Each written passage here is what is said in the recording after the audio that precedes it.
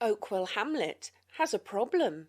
Strange events and horrifying creatures have been spotted in the area. The source of this foul evil seems to be an abandoned keep. Wisely, the Justicar of the land forbids anyone from approaching this nest of nightmares, as surely all who venture there will meet only death and tragedy.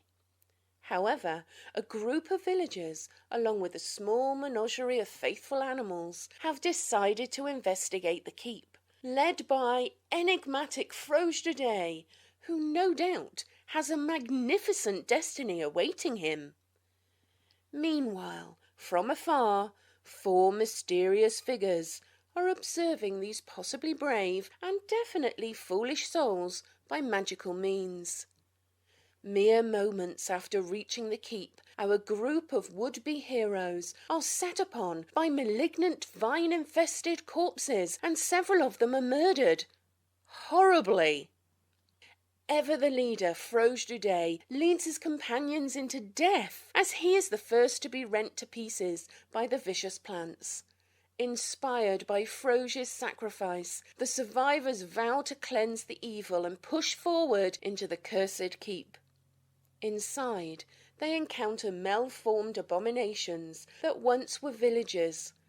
The battle is brutal and more perish, but ultimately our heroes are victorious. They also manage to save some prisoners, one of which is a scholar of sorts, Frult, who serves another patron, and is probably completely honest and trustworthy.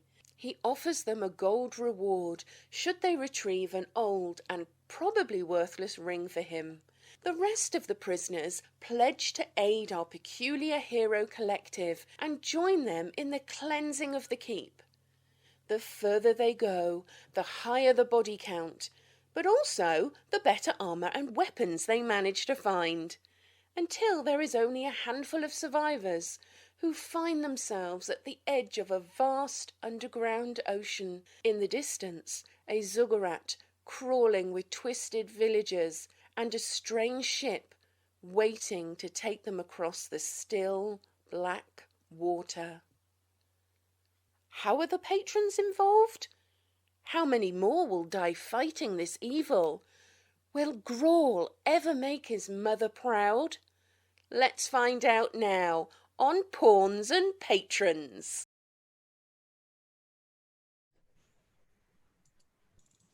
Steven. Hello, and welcome to Pawns and Patrons, everybody. How are you guys doing today? Good morning. Happy Saturday. Wow. Good morning. You're muted, Steven, in Zoom. Still muted, but that's okay. Oh my God. Good morning. Hello, everybody. Welcome to Pawns and Patrons. I was overwhelmed with emotion for that amazing narration that we just heard for the intro of our show there. Oh, how's everybody doing today? Doing great. Awesome. You all have cats, right? Mm-hmm. Can I introduce you to our newest cat toy, which is the coolest cat toy we've ever had, and our cat goes wild for all the time? Mm-hmm. The gargantuan Let me show you. Yes, please.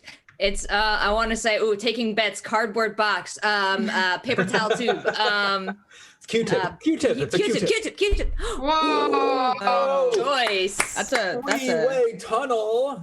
It's the 3-way tunnel, and it's got like the scratchy fabric, and so you can just lay here in the middle of the 3-way tunnel with the cat on one side and just kind of like scratch one end, and then without moving, scratch the other end, and the cat will just run back and forth and in and out and zoom all over the place.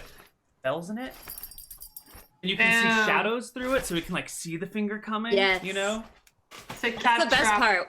When you dangle it behind the fabric, and then they come darting through the middle tunnel, and they take the whole fabric thing with them a couple. so you know you have such a yeah. yeah. That's a It's popular amazing. toy in our house. No, you I made have an such a excellent tunnel, choice. but only a two-way tunnel. So the three-way is it's a step up of the game that I have not yet seen. Yes. Lauren I has do been not getting have a cat, but I think a dog would also probably enjoy that. A small dog would definitely have a great time in that tunnel. I agree. Yeah. I thought I'd share that because that's basically been our last 2 or 3 weeks, has just been playing with the cat in this tunnel. That's it. The priorities of entertainment and sharing have shifted much in these many months. Over the years of the pandemic. Yes. In the last decades since pandemic began. God. Oh man. Well, speaking of strategies for dealing with the pandemic, I'm so glad to be here playing Dungeon Crawl Classics with you four wonderful people. Normally I like to start off by saying like, does everybody remember what happened last time? But now we definitely do, because we just watched a recap. So I think the stuff that happened last episode specifically was you met Frualt, who was an emissary of Zotella, the Haruspex of the Vexing Skull, who said that he would pay you a begrudging 75 gold pieces to find a lost ring that is rumored to be somewhere in the keep, which has 3 rubies on the band. And then you set forth, you investigated a chapel where a statue of a frog demon, Bug-Boo-Bills, sat. You battled Bug-Boo-Bills was perhaps our favorite name from last episode. Oh, it was so good. Didn't we rename that thing Bug-Boo-Blay? I feel like that. We discussed Bug-Boo-Blay, but I don't know if we renamed him. Cousin, nephew. Maybe Bug-Boo-Blay Duday is a character that we introduced as someone who definitely exists. So you got like some incense and some weapons and armors and stuff, and then you ventured into the depths. Remind me, if you would, which character was it who picked up the glowing-eyed skull from the pool that you found and is carrying it with them? Wasn't me. We've narrowed it down. This is good. I don't believe it was me either, but I'm checking my character sheets. I know what I did though. I'm the one who, I think he was, what was her name? Redre? Yeah, Redre, that stepped up on the kind of stone thing that was kind of like on the image inside the cave, and then she pretended to be the prophet. Or is she the prophet? Really, nobody knows. I think I even wore the cape that we might have grabbed earlier or something. Yeah, you did. You grabbed like a rotten old cloak. So let's see. Let's remind ourselves, who are the characters you're all still in control of? Neal, would you tell us about your 2? I don't remember which one of my characters died, but at the start of last session, I had Kai, Little Jimmy, and Sky. Who kicked it? Fortunately, we can come over here to the landing page and look at the graveyard. Aww. Rip Lucky Joe. It was Rip Kai last time. Kai. Oh, that's fine. Yeah, we can get rid of Kai. Oh yeah, you weren't sad about it. You're like, it's all right. Yeah. So I have Little Jimmy. He's a young kid. Important. He's really excited about going on adventures. He has an incredibly low life expectancy. Don't worry, though. There's always another Little Jimmy in the next town over. They're sort of replaceable. They're kind of like robots. Their lives don't really matter. And then we've got Sky, and like, all he wants to do is look at the sky and surf the waves and just like be at peace with nature and harmony, man. His picture even looks like he's a total bro. Yeah. Yeah, he's like, if Keanu Reeves in Point Break stopped being a cop and just went surfing full time, that would be Sky. Amazing. Yeah. Awesome. So, Rachel, tell us about your 2. Well, I have 2 remaining characters, Steven. We lost Beverly last game. That's fine. She lost her lover, Kyrie, and so now they are together in the post-life, post-mort. And now I have just Agnes and Dunatush, and both of them have 1 HP. So it's sort of like this who can get behind the other one in the oncoming fights. Wow, amazing. Also, Dunatush has been drinking. That's on you, Babs. It is. And Anna, tell us why that's on Babs? Babs is a brewer, and she obviously likes to sample her wares, and she carries a bung hammer, which we discussed last week. I'm sure people in chat can educate those who don't know. But she's just like usually kind of drunk and doesn't really care that much what else happens.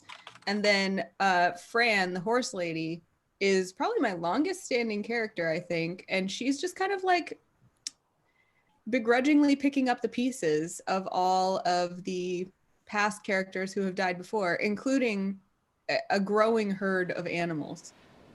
We almost have more animals than people now at this stage of things. And they do better in combat too. Something I appreciate about Steven is that he lets me keep the dogs. Neal. I know what's important in this show. It's the dogs and the frogs. That's true.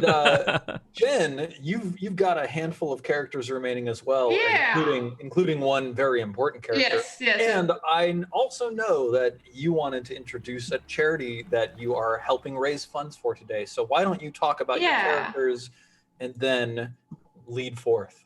Sounds good. So I have two characters that have survived all the way up until now. They were there since the beginning. I got the mother and son duo, Redre and Grolabless. Redre is a female herder, not hoarder. Well, maybe both. I think she's a herder and a hoarder. We don't judge. Yeah, she's very strong. She has a herding dog, which has been really nice. And yeah, she's not scared of anything, very determined, kind of reckless, and she's the one that stepped up on the rock, acting as a prophet. Her son, however, Grolabless, she considered kind of a disappointment. He's pretty old, still at home. He's a glass blower. She doesn't consider that very worthy or glamorous. She thinks. Wait. This woman is literally an animal herder, and her big city glass blower son. Yep. She's like, get a real job, son. Yeah. Farming. Yeah. That's exactly the relationship. He's very scared. He's very unlucky, pretty weak, but he's kind of charming. There's something about him. He would rather be crafting beads right now, but unfortunately his mother dragged him all the way here. And finally, my third and most important character, might I say, he came across along the way, Strej Dude, relative of the now resting in peace Froj Dude. 1 HP, might I add, male jester. But he's also very lucky so far. His rolls have been super strong. So I'm pretty proud of Strej Dude, the jester, for living and for hitting things. Dude, I just, as you said, Strej the jester, just plugged Strej into a letter D scrambler and found out that it was jester. Yeah. Because I couldn't figure out where Strej came from. Yeah. And I last week figured out that Redra was herder backwards and was very proud of myself. But I still have not figured out where Growlabless comes from. Do you want me to tell you? Yes. It's glassblower. It's his job. Oh my God. What? I love also that none of us questioned Growlabless and it just became a name. I just thought it was French stuff. So we had Froj Dude, so Froj Dude, that's pretty obvious where that came from. At least it was that Anna forgot to change the name on her character sheet and just made it into a name. Well, then I do want to shout out to my two dead characters. We had Del Derp, who was a peddler, and Mom Shuro, who was a mushroom farmer. Oh my gosh. Oh, you're a genius. Really excellent. Underappreciated genius here. Excellent occupations here. So this week I've been raising some money for the Canadian Wellness Association. If you want to donate, so far this week we raised $150 out of my $250 goal. So we got 4 hours to make it not my dreams come true, kind of more like the people that will benefit the Wellness Association dreams come true. Just a short blurb about what it is. It's basically In Canada, we do have healthcare, but there are some things that aren't covered by it, and some people have less money in life, as you know. So what they do is they can apply to the Canadian Wellness Association to have some non-covered healthcare treatment get covered by them. So they help people out. And they have many stories of people they helped, but that would take a while to go through. So I encourage you to look at their website, their story, and chip in if you feel like donating today. Thank you. Fantastic. Where should we send people to donate? Should they go to your channel, or do you have a link? I realized I do have a link. I'll share it here. I will put that in my Nightbot commands under charity if anyone wants to donate. Yeah, I've got an exclamation point charity command on my stream as well. And Same. Awesome. Thank you. Thank you, Jen. Well, fantastic. Shall we dive right into it? Here we stand at the shore of the Starless Sea. As soon as Roll20 loads. There we go. So way over here, down here, we've got our motley crew of adventurers and assorted dogs, as well as Redra, we can see, is standing up on top of this plinth, this menhir, and is looking out over the waters. Now, I believe, Redra, did you get the ship to approach? Yeah, I think, yes. So I think I saw the people being sacrificed on the other side. And I remember the picture we saw in the caverns that was kind of a person with a mage outfit or whatever, cloak, standing on top of a very similar looking rock. And I think they seemed like they were dealing with a boat, and there was a boat across. So what Redra did was call upon the boat so that she can go save the people being sacrificed, which with her 3 HP.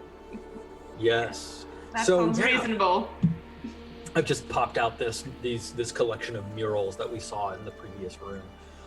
Yeah, awesome. So there are still like these ripples beneath the darkened waves that you can see. The tendrils of this leviathan beneath the waters are still moving back and forth. They've subsided beneath the waters, but you can tell that they're just sort of like waiting there, quiescent, anticipating your stepping onto the boat. Quiescent is Teach me this word. Quiescent, meaning like poised, quiet, but for now, like quiet, but specifically in a state of waiting, I think, generally speaking. Cool. So, in a state or period of inactivity or dormancy. There you go. Awesome. Cool. Legitimately one of my favorite things about Dungeons and Dragons is how many new, and like games in general, it's how much new vocabulary they all teach me. It's so fun. Right? Yes. You can pass this off as SAT studying, folks. Saturday, we're working on stuff. Yeah, so Redra, like I think you were about to step onto the boat last time when you realized, oh wait, I have 3 hit points, and there's somewhere on the order of 20 to 30 twisted villagers atop this burning ziggurat. I'll click it so that we can go take a look over here. Over on this burning ziggurat where these fires are just sort of billowing from the top of it, as it looks like there's some sort of huge armored creature standing next to one of the like bull-headed twisted villagers off in the distance. And I think there was a moment of hesitation that ran through our party's communal mind of, wait a minute, we all have 1 hit points. How are we going to do this? So I turn my question back to the party. How are you going to do this?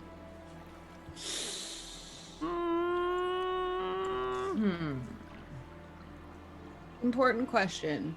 Where are the animals? Are they here with us, or did we leave them upstairs? I see that you have a number of dogs with you. I see Anna the dog, Rachel the dog, and Stephen the dog.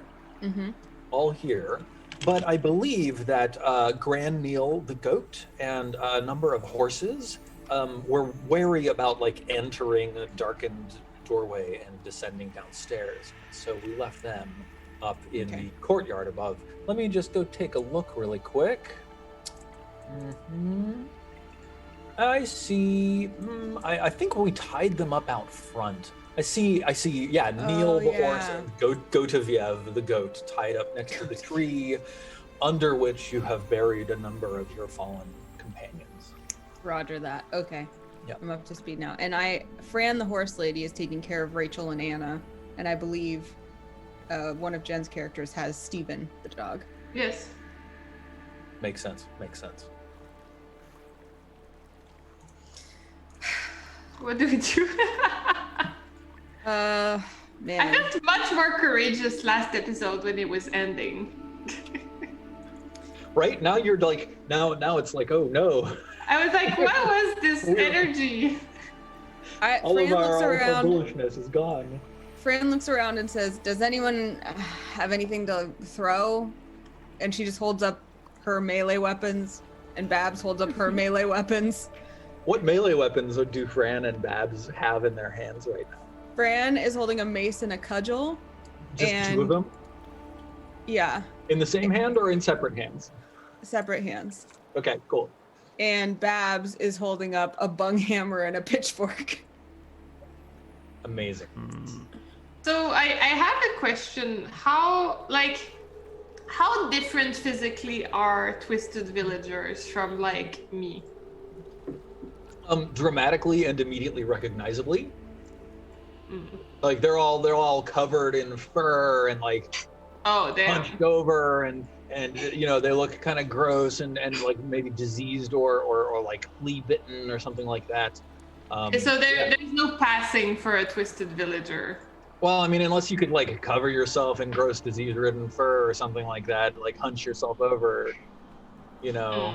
It is kind of like it's dark. There's lots of shadows. The flames are flickering intensely over on the tip of the ziggurat, out in the darkened waters.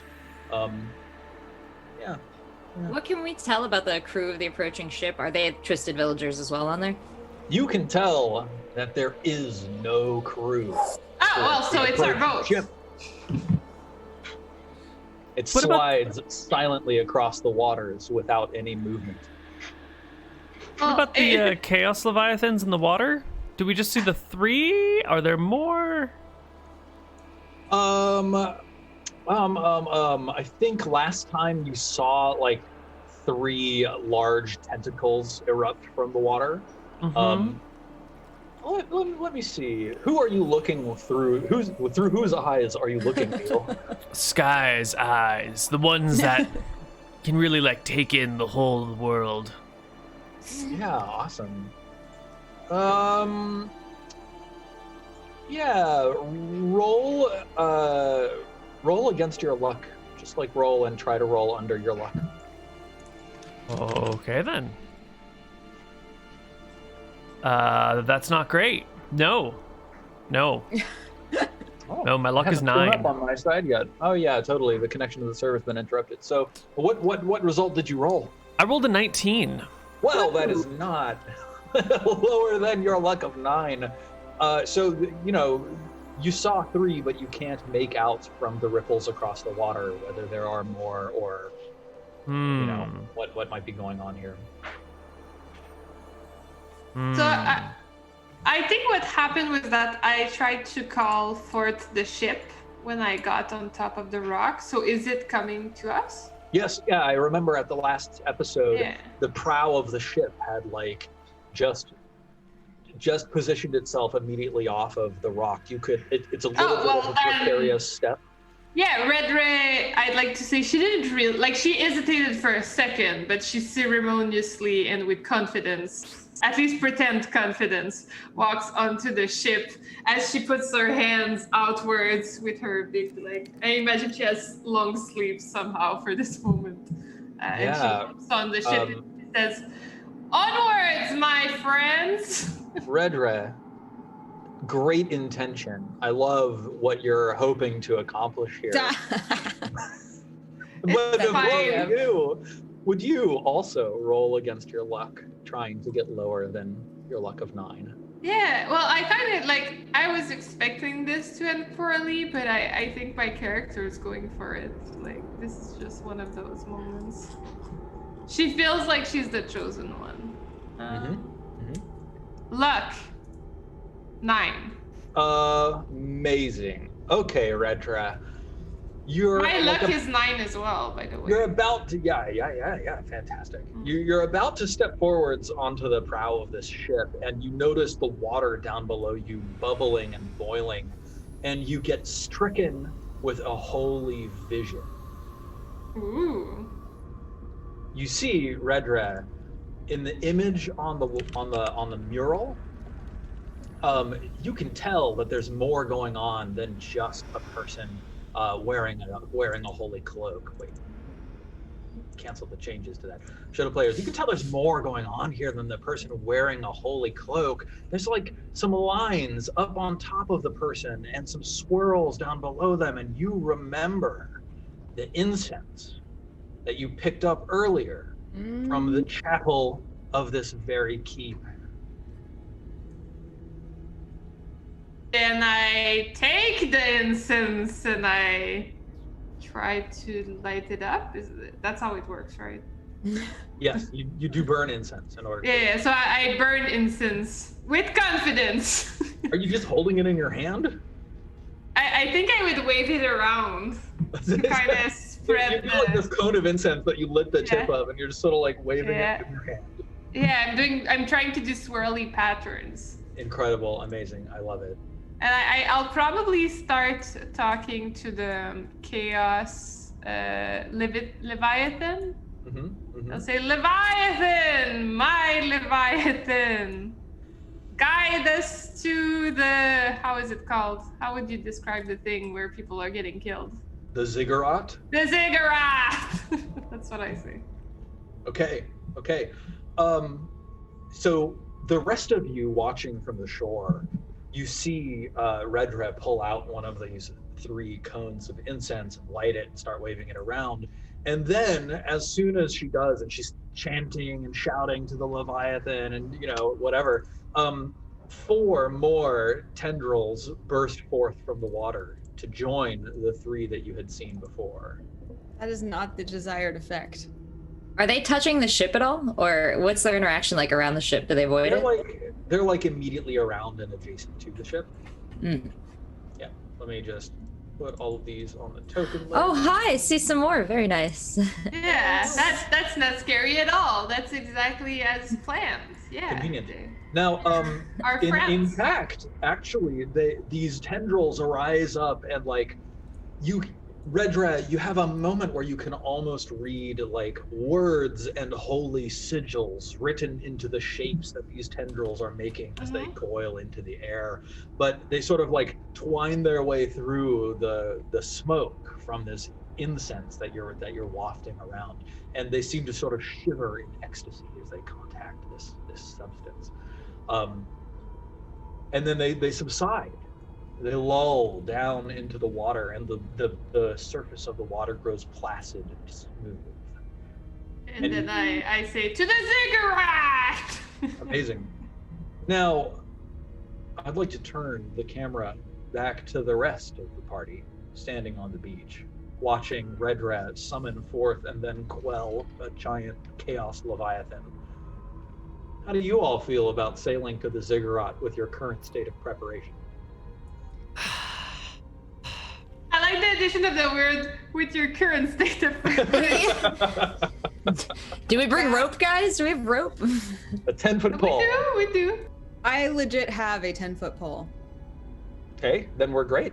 Babs is like, hold on. And she takes a big swig of ale and pulls out her 10-foot pole and then marches up to follow Redra. And then Fran just kind of rolls her eyes, is like, I guess this is what we're doing. And then, come on, dogs, and follows too. Dinatush. No, please. I'll keep it short. Dinatush is amazed. She is blown away. She wants the power to command the ocean wiggles. And so she's closer and closer to Redra, and now will follow her like a little shadow.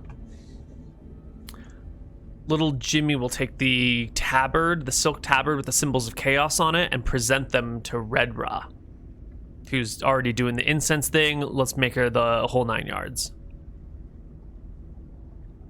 Amazing. Redra takes it, of course. She just glares at her son, who's like the furthest away that he can be from the whole situation. Yeah. Steven, my chat has a really good question. What is a school of Leviathans called? Or a group of Leviathans. School makes sense because fish. What's a group of Leviathans called? Good question. Tangle? Yeah. Ooh, a tangle. That's good. Tangle of Leviathans. I was thinking like a calling of Leviathans. A calling. Yeah. I think there's definitely some good options. I'm very curious what your chat would suggest as the plural noun for a group of Leviathans. Jinkaiko says a blessing of Leviathan. A blessing of Leviathan. Yeah, absolutely. I will keep taking suggestions, and we'll find out by the end of this. Valid question. Game. Perfect. All right. So are you all stepping aboard this ship? Mm-hmm. Hesitantly, but yes. Okay. Yeah. Drunkenly and begrudgingly, but yes. Yeah, Grolobus and Stretch they are not convinced, but if everybody steps on, I guess they reluctantly step on. I want to warn my players here that depending on how you play this, I absolutely will kill all of your characters. Hey! This is not a surprise to me. I just want you to know. I agree. I never doubted it for a moment. Oh yeah, I know we're most likely all about to die, but it feels right. Are you enthusiastically sending yourselves to your deaths, or? No. Like I said, Agnes is very hesitant. How far out is the ship? The ship is like literally the prow of the ship is right here next to the rock, and then the rest of the ship, it's probably a 50-foot long vessel, so it stretches back into the darkness over the water, and then some 500,000 feet out in this sea underneath the keep. Sky is used to surfing, and what is a ship but like a really easy surfboard? Like a really easy surfboard. So he will do the hop up onto the plinth and try and like leap onto the ship past any monsters and just to, see what it's like on board. Maybe we can ignore the monsters if we stay on the ship. They already had their incense fixed. They're probably fine. Yeah. He's going to try and stand in the middle of the ship to see if he can stand safely. Or parry, or defend, or some sort of mechanical bonus to his AC as he tries to hide from the monsters but stays on the ship. So, like, these Leviathan tentacles have sunk beneath the waves, and the entire surface of the water is now perfectly smooth. You jump onto the ship, look around in trepidation, and no Leviathan tentacles come out to grab you. I want to walk to the edge and look over. Yeah, the water is it's smooth like glass. There's nothing moving down there. We're gonna die. These are terrible waves, man. Like, That's we're not gonna be able to catch Grolobus anything. Grolobus is like, I think this is a terrible idea. Mom, what are you doing? You're not even a wizard. Who are you pretending to be here? We all know you're just a regular old peasant farmer lady. Come back down from your ship. You're not controlling these Leviathans. And it's like, don't tell me what to do. Don't break the illusion, you fool.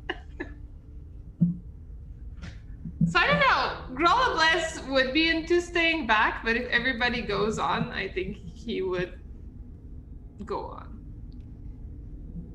Is there a voice of reason in the party pointing out that there's 25 to 30 twisted villagers all over this mighty ziggurat out in the water? I don't know. Is the prow of the ship actually a dragon head, and can it talk? Because Dunitush is going to address it.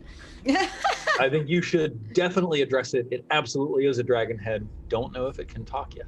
Oh, well, if it's right over by the rock where we're considering getting on, Dunitush wants to walk up to it and sort of rest a hand on its dragon snout and say, well, Mr. Dragon Boat, it's awfully nice for you to come here, but is it okay if we ride on you? And she's like petting it and like anthropomorphizing it. Yeah. All right, hang on. It's Denetouche who's doing this? Oh gosh. Uh-huh. She evaporates. Give me a luck check, Denetouche. The dragon head is covered in poison. Yeah. Ooh. You feel like the bobbing of the head beneath your hands, and it sways slowly side to side, and it feels like it's trying to communicate, but it's just not. It's not being very clear right now. You don't know what it's trying to say. Oh, but I have some tiny indication that in my grand anthropomorphizing and slightly drunk 12-year-old state, I'd be like, are you trying to tell me something, boat? Yeah, exactly, yes. Hold on, guys. The boat has something to say about this. Tell me. And Denetouche like leans in and goes, what's going on here, boat? Yeah, you hear. The boat's just... You hear a faint moaning sound.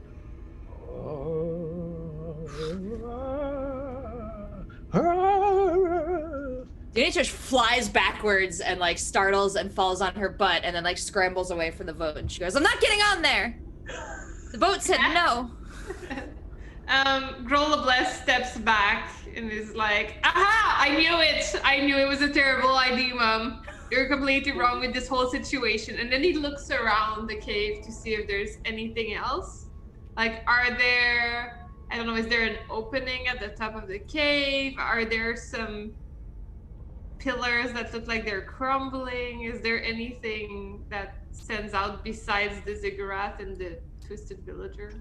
Well, taking a look around the beach that you're standing on, of course, you've only got a little bit of light from the torch that Redra is carrying. But looking around the beach, you can see that there is this stream that's feeding into this mighty underground sea. It seems to be coming from somewhere to the north, though the actual cavern itself is hidden from your sight. He points there and he's like, maybe we should go this way instead. Why are we going towards these dangerous beings when there's another way? Agnes is going to be like, child, are you really afraid of the boat? That is, like, the silliness of that drives her to also join Sky on the boat. Amazing. 1, I don't know how to swim. 2, have you seen these twisted villagers up all the way there? This path is much safer.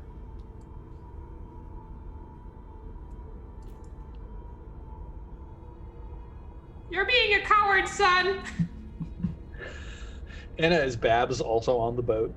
Yeah, I can't see. Am I supposed to be able to see the other characters on the boat? I think they might be outside of our vision radius. So, Yeah, I think so. Given that they have no light with them and they're There we go. outside of your light radius. Little Jimmy has joined you on the boat. Abs has no light radius. Also, the dogs got lost again in the darkness. That's okay. They've come up to the edge. Bark, bark, Bark, bark. bark, bark. Here's Strej. What does Strej DJ think about all of this, Jen? Stretch is courageous. Okay. Stretch goes on the boat. And Stretch is not afraid. Stretch is not afraid of the water. He knows how to swim. Oh my god, guys, you're slowing us down. Come on, calls little Jimmy. Let's go to the thing. Yeah, so I think Stretch and Redray are gonna go. I think Grolabless is gonna try to not. Okay. Jimmy starts clucking at you guys on the shore. Fran rolls her eyes and walks to the boat and beckons the dogs. Agnes is looking around the boat, by the way, and opening things and peering into them. Yep. There are no crew members on the boat. It is entirely unmanned. there's also like nothing in it. There is a lower deck where there are oars that stick out through the gunnels, and the oars are like pulled in and sitting across the rows of benches on which the rowers would sit. So is Dunny-Touche and Growlabless, are they both staying behind? Dunny-Touche is not getting on the boat. Oh, well, if one on, person... Dunny-Touche. No, the boat said no. Growlabless is like, yes, if the boat said no, I'm not getting on there. That sounds like a very logical argument to make. All the cool kids are doing it. Babs is like, the boat said no? What? I can't get on a boat without consent. And she walks back to the beach. It changes everything. She completely believes that the boat said no. Let's just walk that way. Maybe it'll lead us somewhere. Growlabless. Can you throw us an incense? Hell no! You've only got 2 left. In fact, the one that you're burning right now is burning pretty low. I'm gonna start the second one real soon. Okay. Yeah, well, I guess Growlabless starts walking towards the stream. Sure. So you're pretty in the dark right now, Growlabless. Do you have any light sources? Probably. Or are you just gonna like follow like by feel the path of the water? No, I have a torch. I'll start it. Okay, awesome. And let's make sure that we. Yeah. Dunny-Touche is holding tight to your cloak. Yeah, Babs is searching for you as you turn on the light because she's afraid of the dark. All players see lights. I wonder which group is gonna die first. Yeah, right. It's good. It's always good when you split the party. Yep. Yeah, that sounds like a really logical thing to do right now. Splitting the party. So Growlabless, you're able to follow this stream up to this crack that it's emanating from. It's small. It's like a person and a half wide, but it's not like impossible to enter. The stream is swift and deep, like probably waist deep, but you could proceed back in there if you so desire. Growlabless looks back at Dunny-Touche and Babs. Babs is following closely. Dunny-Touche pushes forward and takes the vanguard, but won't get beyond the light. Yeah, then It's a small space. Growlabless follows. Nice, yeah. So the space in here is it's nearly submerged with water. As you walk into it a little bit further, really like quickly the water rises up to your chest and then to your collarbones, and the floor is like roughly 2 feet above the water's surface. So like there's not a lot of space in here. And also as you proceed a little further, like the ceiling and floor sort of like compress upwards and downwards, so that there's about 4 feet total of space for you to be sort of crouched standing in. Yeah, it feels like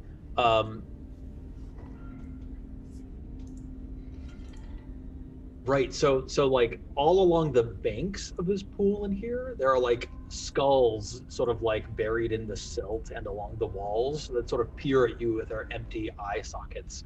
This chamber is like completely still and silent like a tomb, except for the slow drip of water and slime from above. There's stalactites hanging down that obscure your vision, and like the floor of the pool that you can feel is like just a slurry of mineral heavy silt and like rocks or something. There's like hard things that your feet run into and then shove aside as you're moving through the silt in here.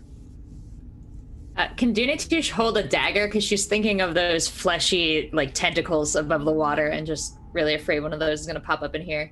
Totally. You just grab a dagger and just start brandishing it above your head. Babs will use her pitchfork and just hold it above her head too, but not effectively, just like a sand person from Star Wars. That's quite awkward for Babs, but I love the image.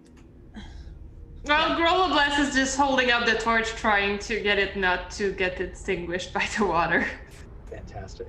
Yeah. No. And Steven the dog is kind of, I guess... Just doggy paddling behind. Yeah. Yeah. Amazing. So loyal. Now, Redra, Mm-hmm. when you see your companions and your son, no less, walk away, what do? She continues onwards. What does that mean? She goes to the... Is it prow? I don't know. The top of the the prow of the ship with the dragon head. Burns her second incense. I guess that's when she would activate it before the other one ends, and then she says, "To the ziggurat." Yeah. Okay. The ship lurches beneath your feet, and then What the hell? a surge of water sort of flows away from the ship as it moves through this inky dark sea, as the ship slowly, inexorably begins drifting silently in the direction of the ziggurat 1,000 feet away. Question. Yeah. Is there any other place we could be going? Because it seems inevitable at this point. That's what I see, and it's kind of compelling, but I just want to make sure nothing else would be compelling around here. I mean, you've given some exploration to your immediate environment, but it's not up to me to tell you how to play. No, but I mean, I don't see any other obvious things. Yeah, I mean, I think I remember things that we had talked about that you haven't specifically investigated, where there was that huge pit of mist up top that someone fell into and died, and you didn't really approach that after someone fell into it and died, which may be smart, but also maybe there's something there. Mm-hmm. There's but that's well. a far away. I meant here. Oh yeah, I mean as far as what you can see in the immediate environment, it's as I've described. You know, Okay. There was this stream emanating from this fissure and stuff this like that. thing. Yeah. Yeah. To the ziggurat. Awesome. Do you stop and say, wait? Have we looked at anything else? And then do another cursory glance around as the ship stumbles to a halt in the water, and then go, ah! Yes. Yeah. So the ship kind of stops for a sec midway through the action of leaving, and then starts up again. Yeah. All right. Can we tell how the creatures on the ziggurat are reacting to the ship moving? Have they noticed us? They're actually very distracted. They seem now that you're moving a little bit closer, you can see that there are a large number of twisted villagers who are actually escorting non-twisted villagers up the ramp of the ziggurat to the top. Let me just grab all of these and move them to the token layer. Oh, This is the end. Yeah, so up here you can see a bunch of stuff. how many non-twisted villagers would you say there are? 12, something like that. And they're all real burly dudes and gals and folks, They're right? huge, just the bulkiest villagers you've Just ever seen. MMA ripped WWE villagers, right? Yeah, exactly. Awesome. We'll do that. No, they're actually look malnourished and look like they've been hanging upside down by their ankles for the past week and a half, and they're entirely cowed and they're completely surrounded by these twisted villagers. As you watch, the bull-headed villager at the top, who is standing next to this huge figure clad in armor, head and shoulders taller than anybody else up there. He just Sparta kicks one of the villagers into the burning flames at the top of the ziggurat, which immediately erupt, just throwing a fireball towards the ceiling. And as the fire rises and your eye is drawn upwards, you can see that the ceiling of this place vanishes into a thick fog, a mist that you cannot see through. Not great. Meanwhile, here in this tiny chamber of silty, muddy water, Safe in the mud. Dinapoosh, Grolobless, and Babs, what are the three of you doing? What a team. Protecting your implements from the corroding waters? Yeah, also Babs is looking around for treasure. She feels like everybody else is finding treasure, so maybe she should keep an eye out. Yeah. Are you like hoping to stumble across something, or are you searching with purpose? As they go, she's searching with purpose. She's kind of like kicking rocks or like poking at weird things in the wall, but not like stopping. She's continuing because she doesn't want to lose the light. Yeah, awesome. Give me an intelligence check. Oh, Babs, how smart can you be? She's pretty smart. On the balance. Ooh, not good. Not that smart. So you like feel around next to your ankles, and as you sort of sludge through this thick silt, and you feel something hard and sturdy under your hand, and you pull it up to get a glimpse at what glorious treasure you found. Is it like a jewel-encrusted sword or some ancient scepter of kings? No, Babs, it's a human femur. It's also While slimy. I would react in shock to that, Babs is like, huh. And then just kind of carries it in the other hand. Awesome. How about the others of you? Are you also sort of filtering the bottom of the pool to try and find something here, or? Sure, yeah. JacobH will take a look around in case. You never know. Maybe you'll find the ring we're looking for randomly, like this. This seems very likely. JacobH, go ahead and give me an intelligence check. Yep. 8? Similarly, you pull up a rib. Oh, I hand it over to Steven the dog. Steven the dog takes it happily. Mm-hmm. He drops the like radial bone that he had in his mouth, and he just grabs the rib and looks at you adoringly. Yeah. See, I found treasure. The real treasure is the bones that we found along the way. So much treasure. Donatouche, are you also looking? Donatouche, actually, in this situation, of the remaining people, has bonded most with Steven the dog. And so as Steven, like, kind of dog paddles through the water, you see Donatouche doing, like, the learning to swim kind of, like, same thing. And then when Steven is handed a bone and seems delighted, Donatouche wants to do that for the dog as well. So that would inspire her to start grabbing around under the water. Yep. Give me a luck check, Donatouche. Oh, baby.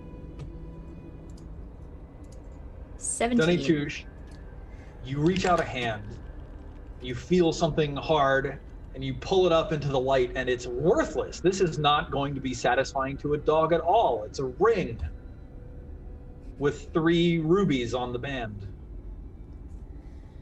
Ah, man, it's taken everything to be like, Donatouche chucks it back in the water.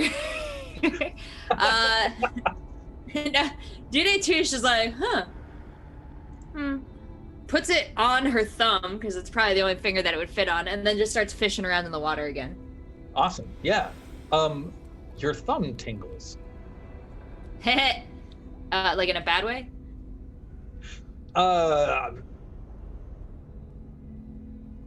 I'm pondering the difference between good tingle and bad tingle. Like, is it like slowly, like prickly heat, like getting like painful, or is it just like asleep and I'm just like, Yeah, it feels almost like, it feels like that feeling where your hand was asleep, but now it's 98% awake again. But you know that just a minute ago you couldn't move it because it was so asleep. So like you've got that very gentle sort of like tingling, and like when you move it, it feels really weird, like you're moving it for the first time. So she's gonna like unintentionally kind of fixate on this finger, so she's chewing on like the nail a lot and like, you know, snapping her finger, but like she's not giving it her full attention. She's still got it on there, and she's looking for a bone still for the dog. Yeah, you find a bone. You pull up a femur, just like one of the biggest, longest, most satisfying looking bones, and Steven just like his eyes explode into stars as he looks at you. And I'm gonna say, Steven, go! And I chuck it ahead of us in the cave. Nice. Well, so Steven swims up ahead a little bit, and you can see actually that the cave sort of like proceeds probably another 20 feet beyond what's marked here. And the slow trickle of liquid is seeping from the ceiling in here. And that's like the end or the back of the space. So we can't like kind of get out that way, or if we follow Steven, can we start like pushing our way through there? There doesn't appear to be any exit back here. Well, I guess Steven can't tell anybody, so Judy Touche is going to follow Steven and then report back that there's a wall up here. Babs looks at her like, "What? Why do I care about a wall?" Because we can't go forward, you old lady drunk. Huh. Babs considers this, including being called an old lady drunk.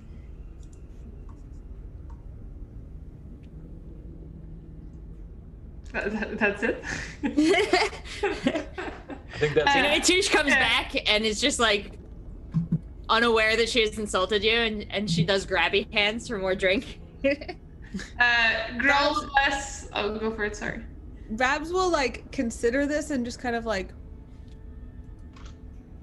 keep the drink away and look at you suspiciously, and not give you any more. Your gallon of is it beer or is it brandy? I think I was calling it ale, but 3 gallons of booze is what it's called in my character. Booze is definitely like harder liquor, I think, than beer. Yeah, awesome. Your 3-gallon barrel is floating a little bit higher in the water than it has historically been. Yeah, Dunatish doesn't quite grok that drunk was like a bad thing. It was just like a neutral descriptor in her mind, but it's slowly dawning on her that she might have hurt your feelings.